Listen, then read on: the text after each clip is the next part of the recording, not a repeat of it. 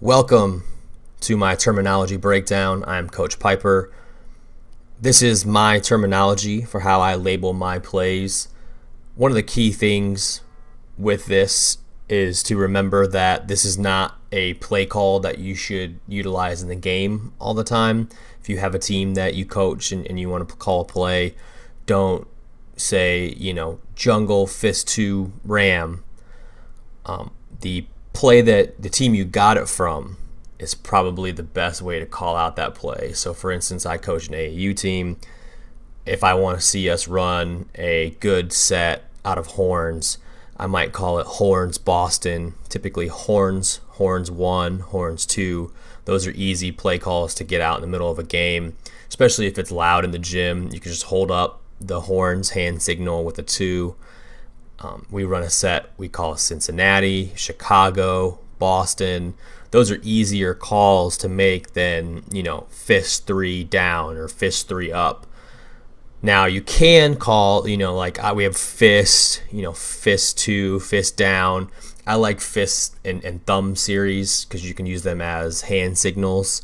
So you could give them a thumbs up, thumbs down, thumbs out, whatever your play call is. And then you could do fist up, fist down, fist, and have, those can be 6 different play calls right there. And they can be a horn set with the back screen that's horns rip, or horns rip replace.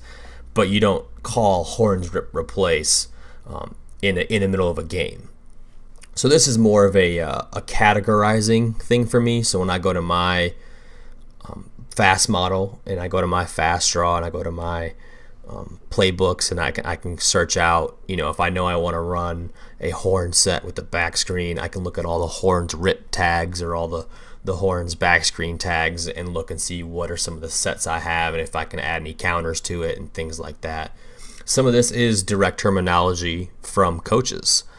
Sometimes I see a play call in the middle of a game and like I know Popovich calls one of his baseline out of bounds 53 flat, where I would call it X in a game. So that kind of gives you an insight to how I call it and how I perceive it'd be easier to call it. Drop me a comment on here. Let me know how you call it. If you find it easier a different way, if you like using this terminology in a game, let me know how your players respond or how you feel or what you think about it. If you guys have any questions while you're watching this video, hit me up on Twitter at halfcourthoops. Let me know what you think. If you have any thoughts, if you have any better ways that you can do it, I'm always looking for examples and best ways to learn. Please let me know if you have a question. I've attached a terminology sheet in the description. If you want to download that, view it there and follow it along. I will have fast draw diagrams as well as video examples throughout this breakdown to kind of give you both the visual and the audio version of how I call my plays. The first set or series we're going to look at out of 1-4 is 1-4 high. 1-4 high is point guard with the ball in the middle of the floor, bigs at both elbows, guards on the wings, usually free throw lane extended, lane line extended. All that means is they're even with the free throw line, extended out to the 3-point line. This is a good formation. Duke runs it with their ball screen action. Phoenix Suns run it. Utah Jazz ran a lot, but Phoenix Suns run it with their UCLA series. You see a lot of teams in the NBA utilize this action now, where you have like Memphis, Utah, Phoenix will all run that 5 series, where it's just a UCLA cut into some different screen-to-screen interactions and double stagger screens and things like that. You can run a lot of variety out of this formation. The next series we're going to look at out of 1-4 is 1-4 low, where you just take all the players that are high free throw lane extended and push them down low to the baseline. This is designed for isolation action. Houston Rockets run it for James Harden, where he just gets the ball in the middle of the floor. Everybody kind of clears out, goes 1-4 low. The box formation is one of the most common formations you'll see in the game of basketball at all levels. You usually have bigs at the elbows, guards at the blocks, and the most common action is screen-to-screener action or cross screen into a double stagger screen. Usually looking to get a big, a post up, and a guard coming off a down screen.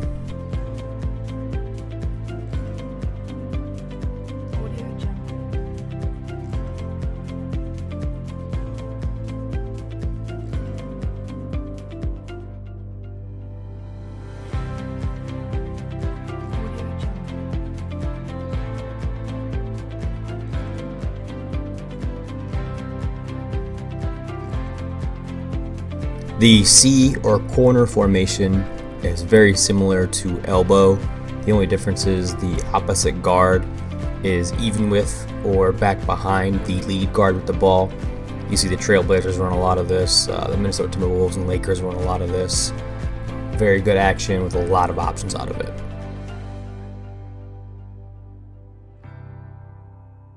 Audio Jungle.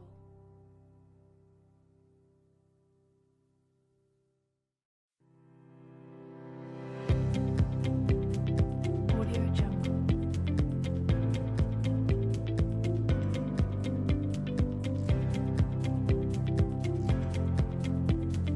Audio Jungle.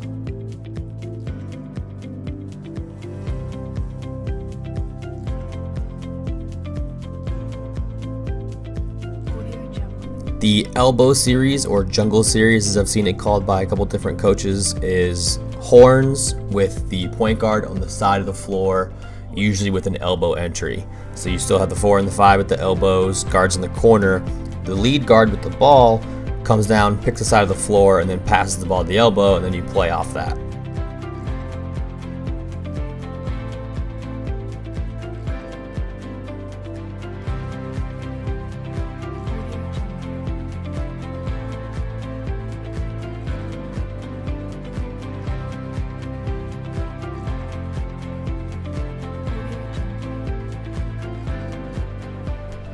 Horns is probably the most common formation in the NBA. Guard in the middle of the floor, bigs at the elbows, guards in the corners. You can run at least 200 different sets out of this formation and have a very deep horns playbook if you elect to do so.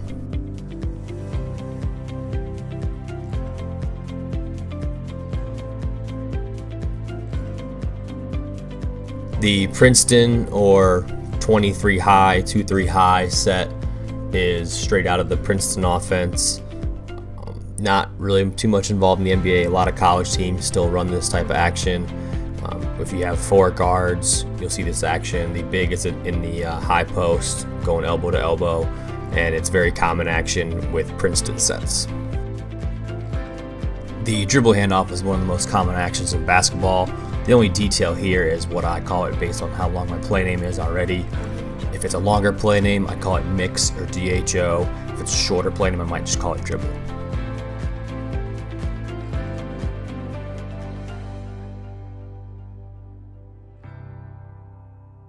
Audio Jungle.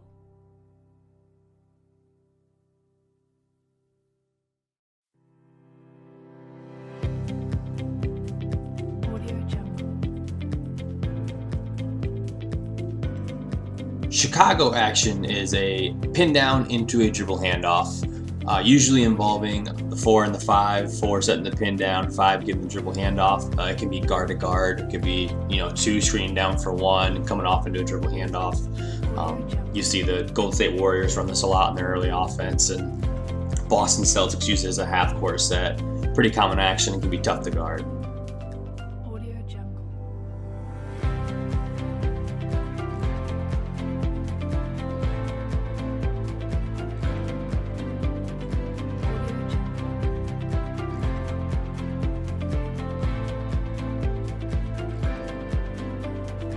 The first type of ball screen we're going to look at is an angle ball screen. Angle ball screen is a ball screen that's set at an angle, usually towards the sideline. The player who is setting the ball screen usually has his chest toward the sideline, or at least angled towards the sideline, set on the wing for the guard to come off and attack.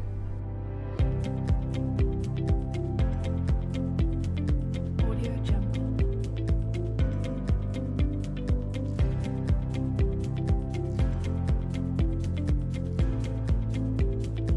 Audio Jungle.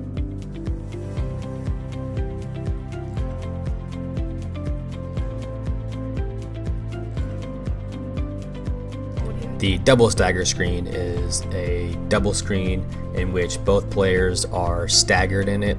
First player's normal, and then the second player's off to the left or right just behind them. This is typically with 2 bigs, but it can be with any players in it.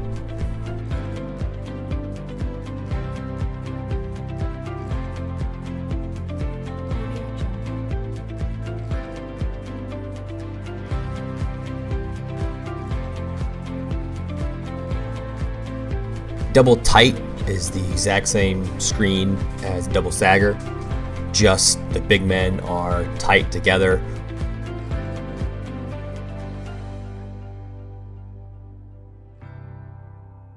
Flare screen is similar to a back screen, but instead of cutting to the rim, the guard will take one hard step and kind of flare out to the wing and push off and try to get open on the weak side. The ball is typically thrown over the top.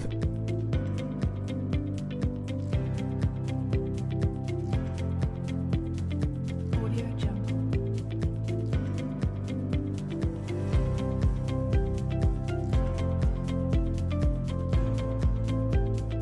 Audio Jungle.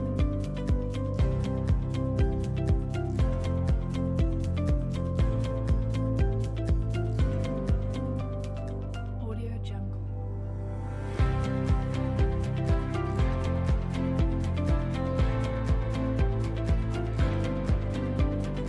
Audio Jungle.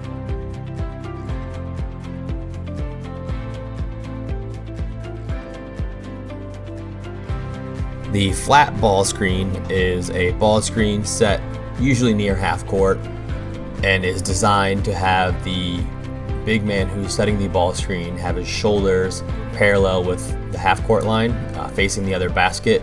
And this is great against pressure. Villanova and Jay Wright, anytime that guards pressure, they always just run out instead of flat ball screen. Billy Donovan, when he was at Florida, loved flat ball screen as an entry into their pick and roll motion. It can be difficult to guard. It allows the guard to dribble off both sides of the ball screen and not attack in one direction or another.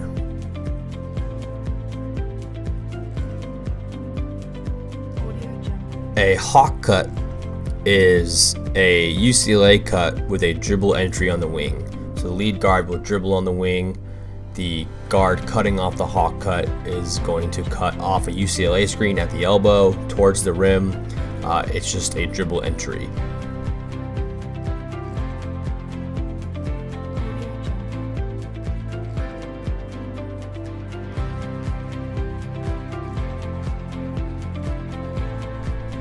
The UCLA cut is a UCLA cut with a pass entry. So the pass goes from the lead guard or the guard to the wing. That guard then cuts off the UCLA cut towards the rim. Audio Jungle.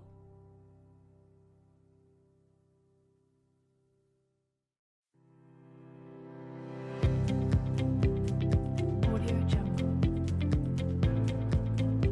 The logo ball screen or a snug ball screen is a ball screen that is out of the post. You see the Clippers run this all the time with Chris Paul.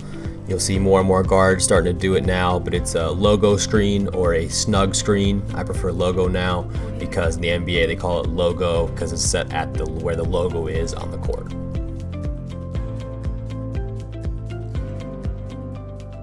Audio Jungle. Audio Jungle.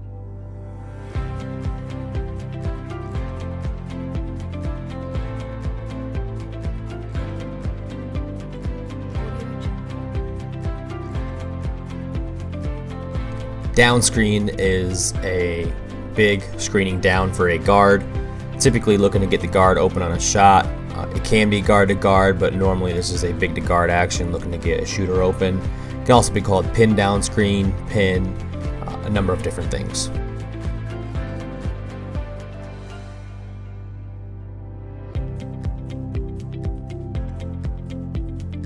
Audio Jungle.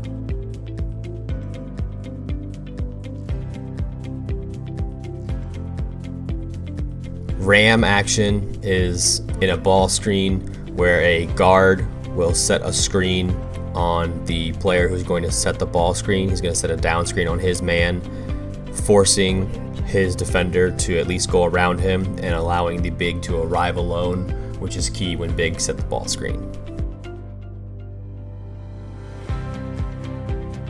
Audio Jungle. Slice or shuffle screen, I've heard it called both ways, either or, is a screen similar to a back screen where a guard or the player you want to get a post up is on the wing and receives a screen and cuts over the top looking to get a post up on the opposite block.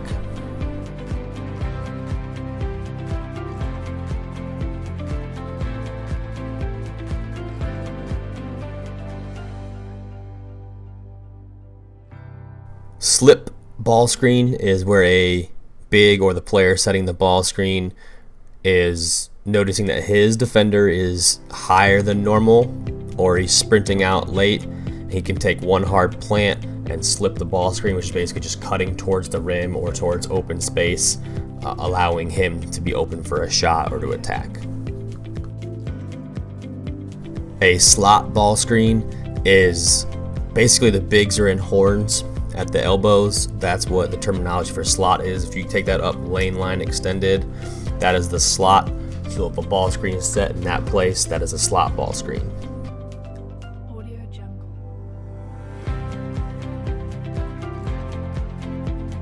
Spread ball screen is a high ball screen by the 5-man, and the 4-man is in the corner.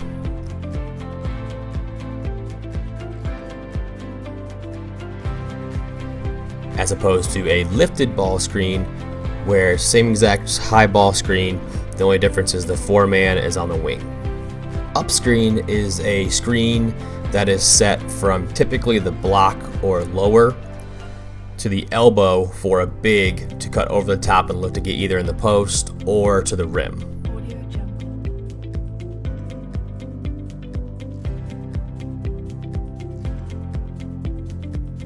A wide pin down is the exact same screen as a down screen, usually a big for a guard to get a shot, except the guard is typically in the corner or wide on the wing, and the big kind of goes and finds him as opposed to just screening down for him.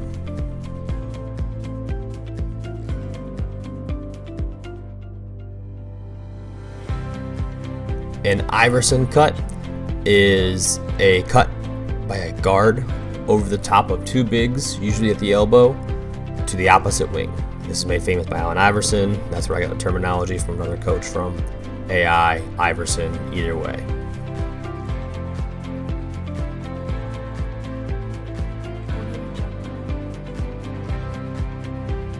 Exit is the term I use when a guard starts underneath the basket or in the paint and cuts out to the wing, doesn't receive a screen from anybody, he just exits to the wing, usually for a post up or looking to get the ball in the post.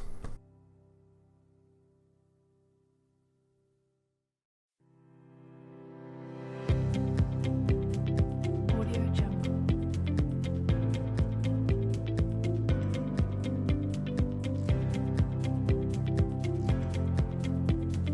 Audio Jungle. Flex action is the most common action in probably the history of basketball. Every team, every level runs flex action at some point, and it is run with success at the NBA level still. You see flex sets pretty much in every single NBA game. You see them score off at every game. It is usually out of an elbow-to-elbow pass or an elbow entry where you see a player facing the sideline, kind of sets a back screen on the player from corner, flashing to opposite block. A shallow cut is when a guard on the wing gets dribbled at. He will then cut up inside and then replace where the guard just came from. Usually you see this is similar to zipper action, but this is really just on the wing. If a guard's dribble at, he'll cut inside and replace the lead guard and usually receive a pass into a ball screen.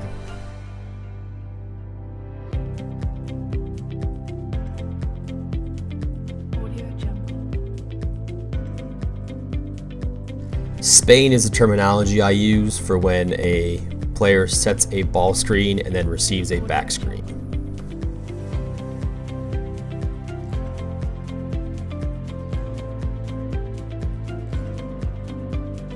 Audio Jungle. Audio Jungle.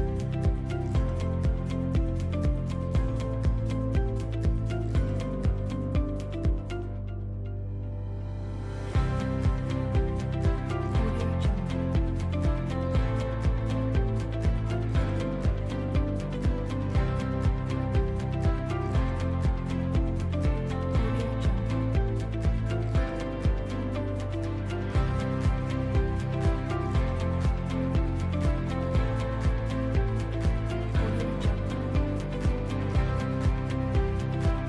Through is just terminology that I use for when a guard cuts from one wing through, usually touches the paint, to the other wing. Audio Jungle.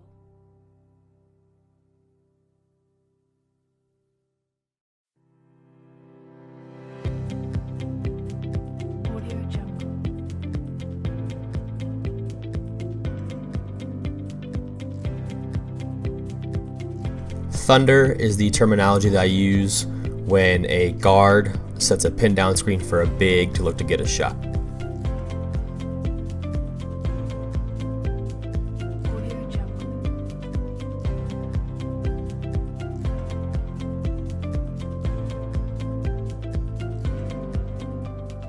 Audio Jungle.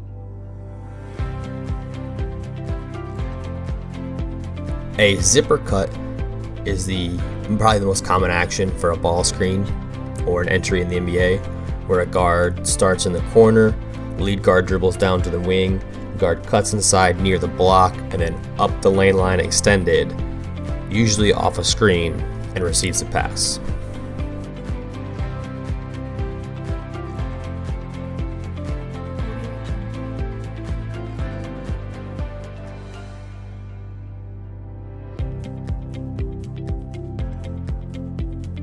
Audio Jungle.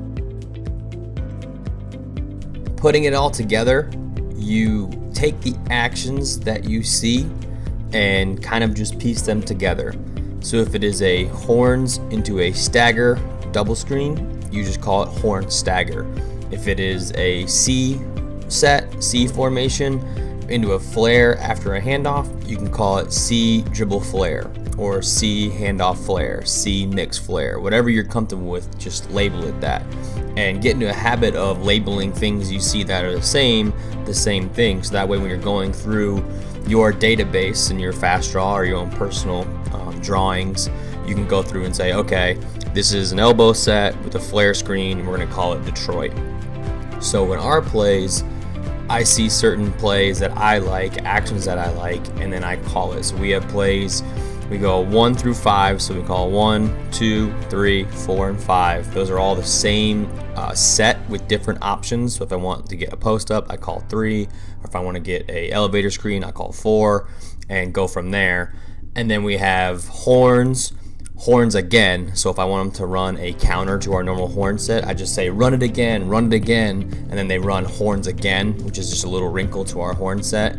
We have horns out, we have thumbs up, thumbs down. All those are easy play calls. We also have Cincinnati. For our baseline out of bounds, we just call any number you call out. We run our man-to-man set. Different things like that will help you get creative, but keep it simple at the same time. So if you have 10 sets, you can be able to call out little cues and have your team run those plays. Thanks for watching this breakdown, guys. I really appreciate it. If you have any questions, hit me up on Twitter at halfcourthoops. I hope this helped out, and if you need anything else, let me know. Thanks.